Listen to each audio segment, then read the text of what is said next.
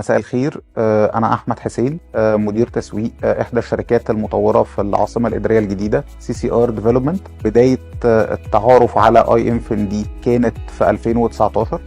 طبعا زي أي حد بيبدأ إن هو ياخد كورس ديجيتال ماركتنج، كان لازم إن هو يعمل سيرفي كبير جدا. كنت متابع IMFND قبليها بسنة تقريبا في كل تبس من الكورس، لأن الكورس كان دبلومة كاملة قعدت مع 4 شهور. في ال4 شهور دول استفدت من كل جزء من الكورس. كل التيبس بصراحة اللي كانت موجودة في الكورس كلها معلومات تكنيكال، كلها معلومات سيرتيفيكيشن سواء من جوجل او من فيسبوك.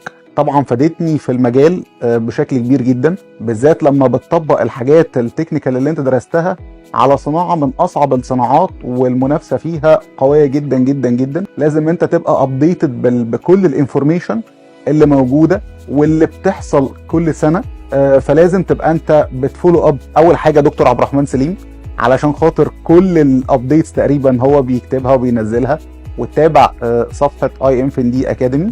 وزن ان انا عايز اقول ان الدبلومة كمان بتاعتي ما انتهتش في مع بداية 2020. اخدت كورسز بعد كده في 2022 كمان. حابب ان انا اقول مبروك ل IMFND على الاستمرارية في السوق لحد دلوقتي 9 سنين من النجاح. دي حاجة كبيرة جدا في السوق وفي التحدي اللي موجود.